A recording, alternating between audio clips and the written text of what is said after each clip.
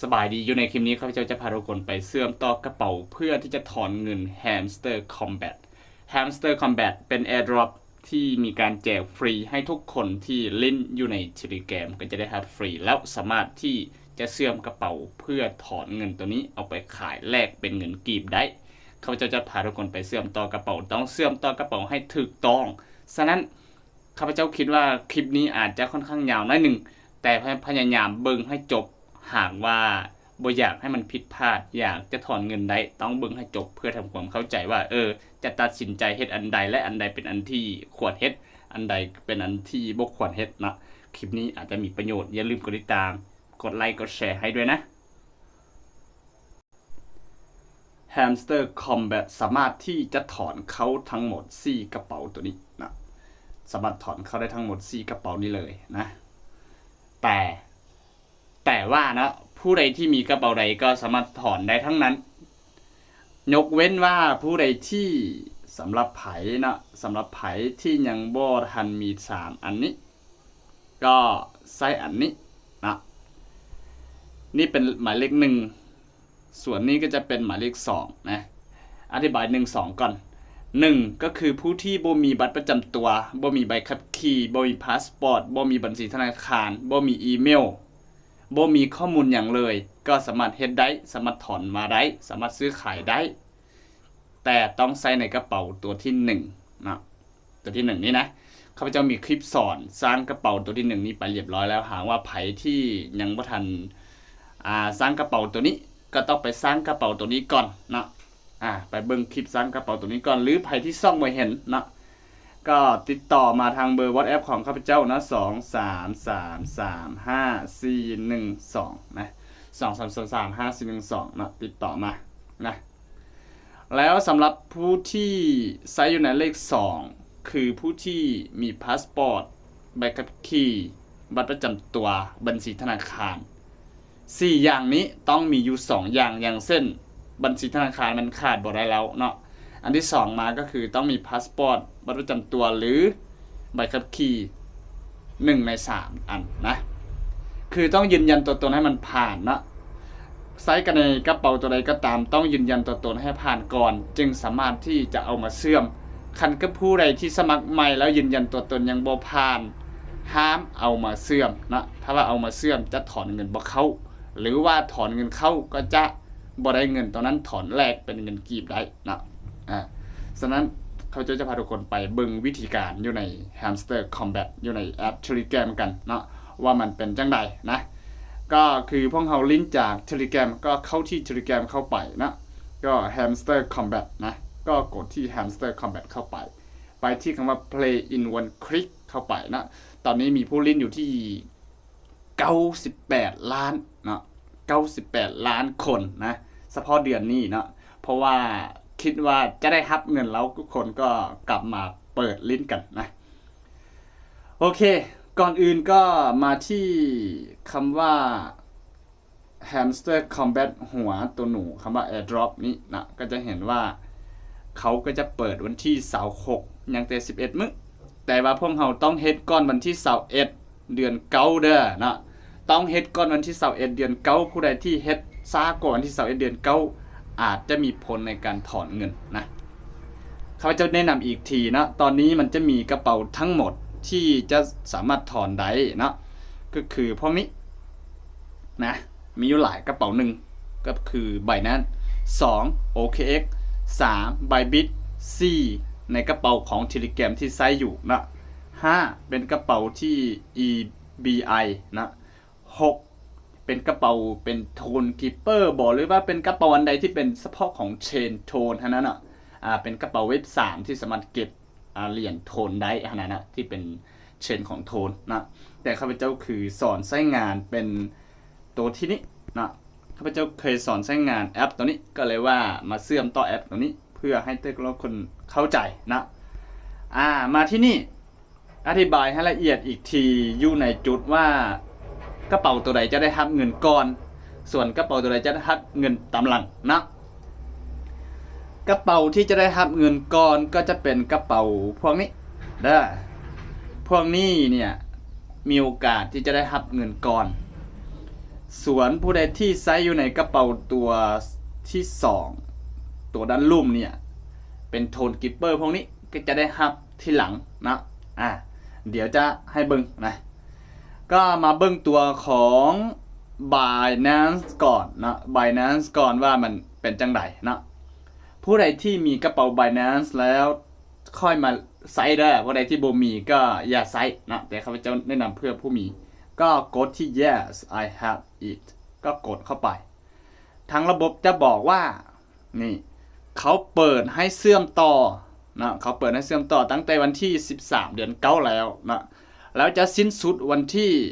21เดือน9นะฉะนั้นต้องเชื่อมต่อก่อนวันที่21นะเชื่อมต่อก่อนวันที่21แล้วฮอดวันที่24นะวันที่24 25เนี่ยก็จะเป็นการโอนเงินเข้าในกระเป๋าของเฮานะก็คือระบบเขาจะโอนเข้าฮอดวันที่21ปุ๊บทางระบบเขาก็จะมีการคำนวณนะคำนวณมาผู้ใดที่ใช้อยู่ในกระเป๋าตัวใดก็กระเป๋าตัวใดแล้วก็แต่ละคนมันจะได้รับdropคนหนึ่งเท่าใดประมาณนั้นนะ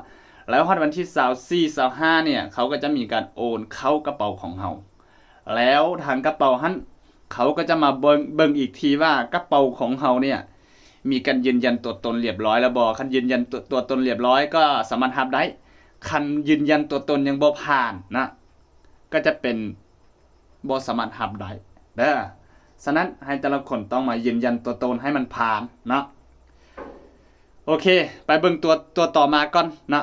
ไปเบิ่งตัวต่อมาตัวของ OKX นะเดี๋ยวจะมาแนะนำวิธีการว่าเชื่อมต่อจังไดแต่ว่าตอนนี้มาอธิบายละเอียดว่าแต่ละกระเป๋าเนี่ยจะได้รับเงินในมื้อใดก่อนนะ OKX นี่มันก็จะเหมือนกันนะ OKX เนี่ยก็คือกันเลยนะแต่ละวันที่มันคือกันหมดนะเฉพาะ OKX นะแล้ว Bybit ก็คือกันนะ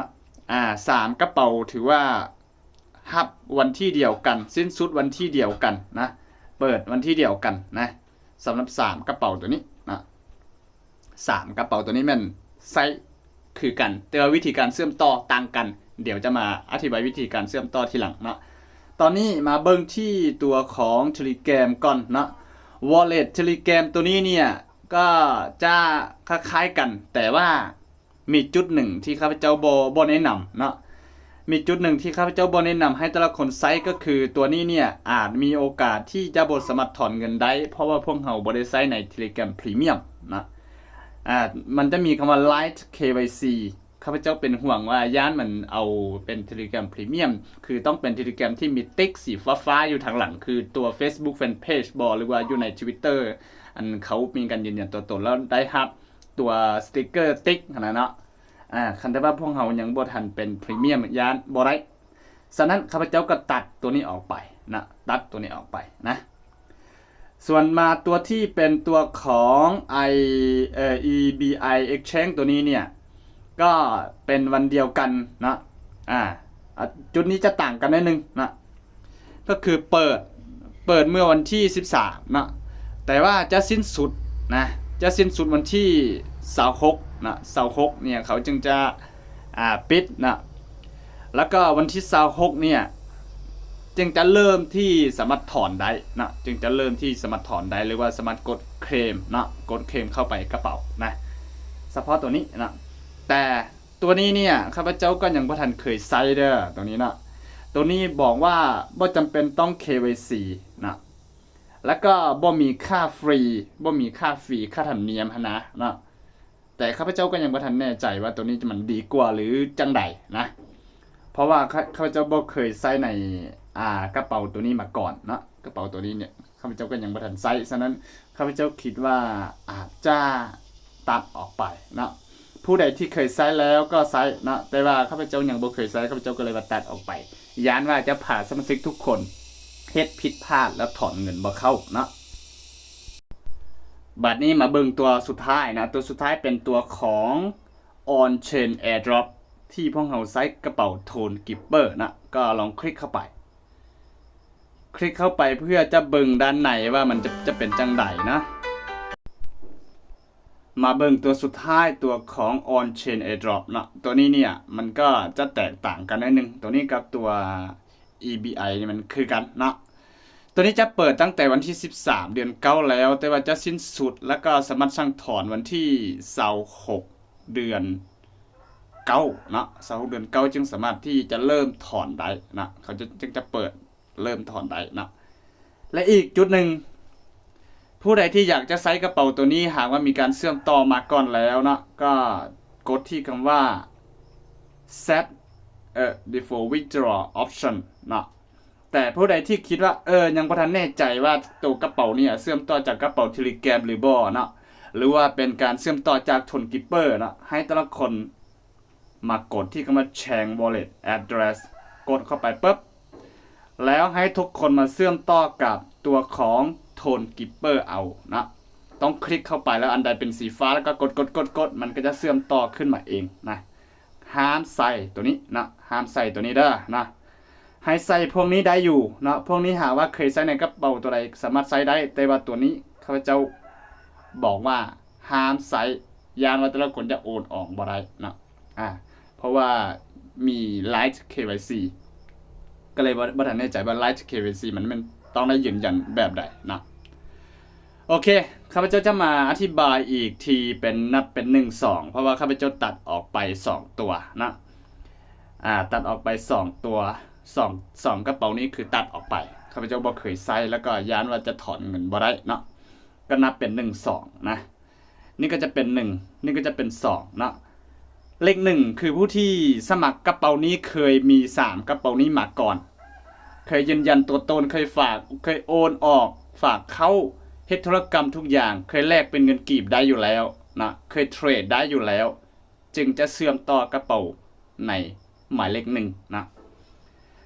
ส่วนผู้ใดที่ยังบ่ทันมีกระเป๋าอยู่ในหมายเลข1บ่เคยใช้มาก่อนให้ใช้อยู่ในหมายเลข2บ่จำเป็นจะยืนยันตัวตนอย่างบ่จำเป็นจะใช้บัตร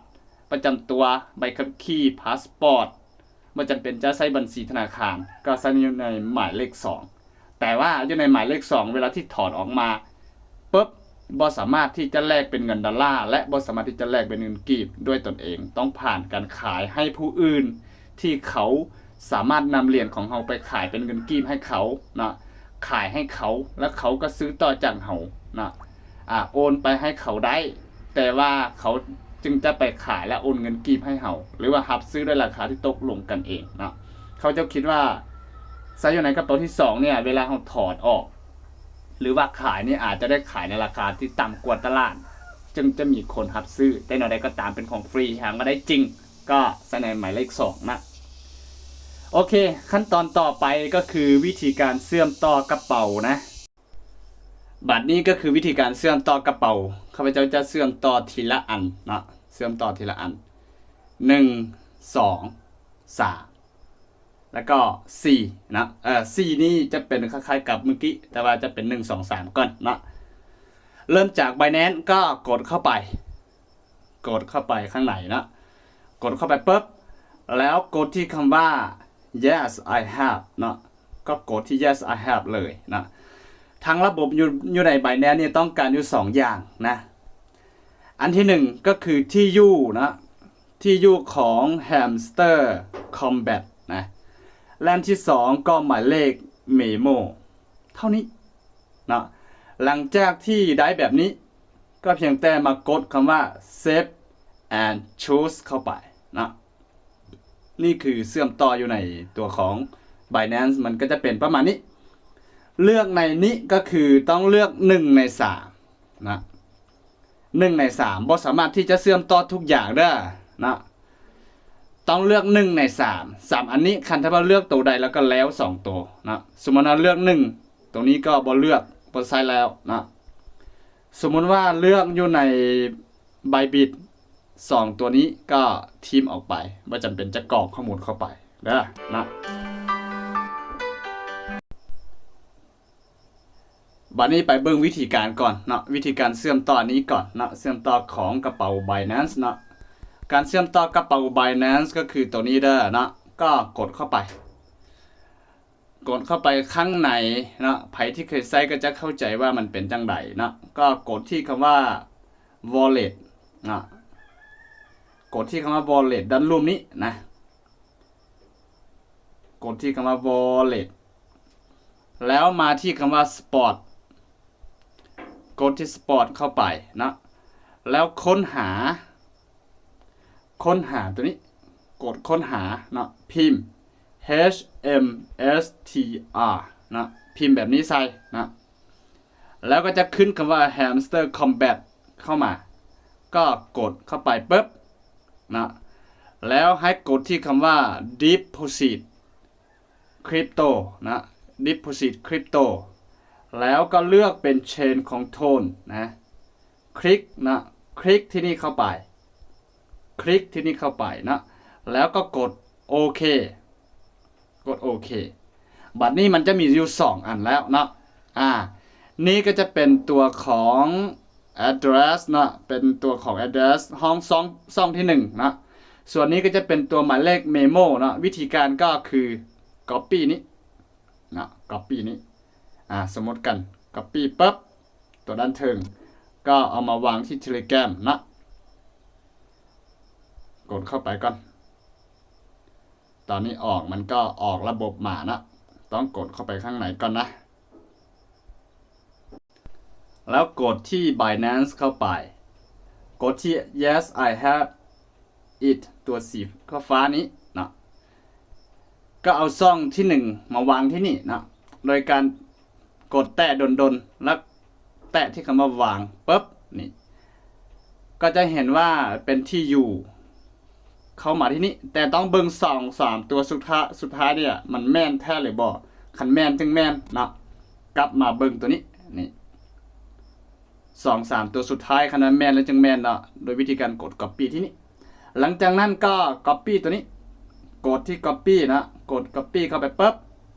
แล้วก็กลับมาที่ Telegram นะเอาหมายเลขมาวางที่นี่เป็นเลข memo ปุ๊บวางนะ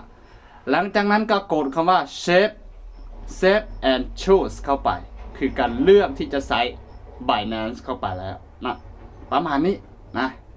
นี่คือวิธีการที่เชื่อมต่ออยู่ใน Binance นะก็คือแบบนี้บัดนี้ต่อไปคือแนะนำวิธีการเชื่อมต่อ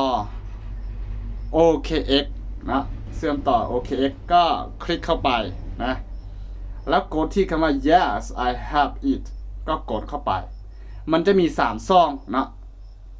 มี OKX UID แล้วก็มี2ซ่อง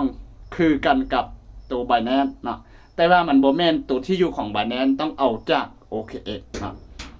ฉะนั้น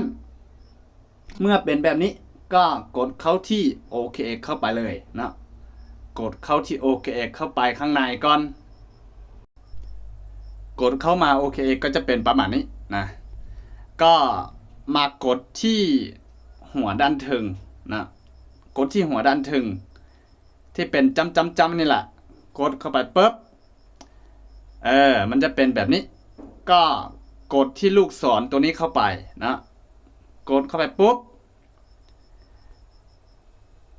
มันจะมีคำว่า UID นะ UID อยู่นี่เด้อนะมันจะมีคำว่า UID ก็กดที่ copy นะกดที่ copy ตัวนี้เลยนะกดที่ copy แบบนี้นี่คือ UID นะแล้วก็เอามาวางที่ Telegram นะเอามาวางที่ Telegram มาที่ Telegram ก็มาที่คำว่า OKX Exchange ตัวนี้กดเข้าไปข้างใน Yes I have it เป็นซ่องที่1นะนี่คือซ่องที่1ก็เอามาวางปั๊บวางเป็นตัวเลขนะนี่คือของข้าพเจ้าเด้อแต่ว่าของแต่ละคนมันบ่แม่นตัวเลขที่ข้าพเจ้าวางที่นี่เด้อให้เอาของตนเองมาใส่นะบ่ต้องเอาของผู้อื่นเด้อคันถ้าว่าเอาของผู้อื่นเนี่ยเงินก็จะเข้ากระเป๋าของผู้อื่นได้นะบัดนี้ยัง2ตัวนะยังตัวนี้ยัง2ตัวนี้ก็เข้ามาที่ OKX เหมือนเดิมนะก็กลับมาที่หน้าที่เห็นเป็นแบบนี้นะก็กดที่คำว่า wallet กดที่คำว่า wallet นี้มันจะมีคำว่า funding แล้วก็ trading นะให้กดที่คำว่า funding เด้อนะกดที่คำว่า funding เข้าไปกดที่ funding แล้วก็ค้นหานะผู้ใดที่ติ๊กเป็นแบบนี้ก็ให้ยกเลิกก่อน เพื่อจะเห็นเหรียญที่ยังบ่มีราคาหรือว่ายังบ่มีเงินเนาะกดที่ค้นหาเลยเนาะกดที่ค้นหาพิมพ์ HMSTR แบบนี้เนาะก็จะเห็นว่ามันโซขึ้นมาที่นี่เนาะก็คลิกใส่แล้วก็มาคำว่า deposit นะ deposit เข้าไปกด deposit เข้าไปแล้วก็มากดตัวนี้เนาะกดตัวนี้ปึ๊บเข้าไปนี่1 2 3เนี่ยสามารถกดเบิ่งว่าเป็นหยังเนาะแล้วกดดอนพวกนี้เนี่ยแล้วนี่แหละคือที่อยู่และนี่คือเมโมเนาะเมโมนะนี่คือเมโมนะฉะนั้น copy นี้ไปวางอยู่ในช่องที่1ส่วนนี้คือวางอยู่ในช่องที่2นะ copy คือตัวด้านถึงก่อนนะตอนนี้คือ copy ตัวด้านถึงก่อน copy ปั๊บเอามาวางที่ Telegram นะก็วางที่ช่องเครื่องกลางนะวางที่ช่องเครื่องกลางอยู่ไหน OKX เด้อ OKX เด้อนะต่อมาก็เอาตัวนี้ตัว comment นี่แหละกด copy ปึ๊บ copy ก็เอามาวางใส่ซองสุดท้ายนะหลังจากนั้นตัวนี้มันก็จะขึ้นเป็นสีฟ้าๆขึ้นมา save and choose นะสามารถกดที่ save and choose เข้าไปนะนี่คือง่ายๆแบบนี้เลยนะนี่คือเชื่อมต่ออยู่ในกระเป๋า OKX ต่อมาคือเชื่อมต่ออยู่ในกระเป๋าของ Bybit นะผู้ใดที่ใช้ Bybit อยากจะเชื่อมต่อ Bybit เชื่อมแบบนี้ได้วิธีการก็กดเข้าไปปึ๊บ yes I have it มันจะมี3ช่องเหมือนกันนะ3ช่องคือกับตัวของ OKX นะหลังจากนั้นก็ถอยเข้าไปที่ Bybit ก่อนมาที่ Bybit ก็จะเป็นประมาณนี้นะก็ให้กดที่ลูกหัวคนน้อยๆอยู่เจด้านซ้ายมือถึงสุดนะก็กดเข้าไปมันจะมีคำว่า UID อยู่นี้นะ UID ก็กดที่เครื่องหมายเป็น Copy หรือว่าเป็นเครื่องหมาย2รูปอยู่นี้กด1ครั้งปึ๊บมันจะบอกว่า Copy successfully นะปึ๊บนี่แบบนี้จึงจะกลับมาที่แอปของ Telegram อีกครั้งกลับมาใน Telegram ก็มาตัวของกระเป๋า Bybit Exchange เข้าไป yes แล้วก็เอาตัว ID มาวางอยู่นี้เป็นช่องที่1ได้เป็นช่องที่1วาง ID เรียบร้อยยังอยู่2ช่องเนาะ2ช่องตัวนี้เนี่ยเฮ็ดคือกันกับตัวของ Binance และก็ตัวของ OKX ได้เฮ็ดคือกันเนาะก็ทำการถอย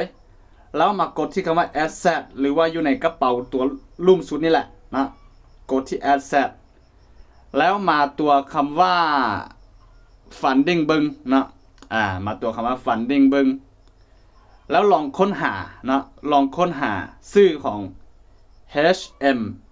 นะ HMSTR เบิงกดค้นหานะแล้วมันขึ้นมาแบบนี้ก็กดเข้าไปนะกดเข้าไปมันจะมีคำว่า deposit อยู่ด้านลุ่มนะด้านลุ่มสุดกดที่ deposit เข้าไปนะแล้วมาเลือกที่คำว่า tone นะ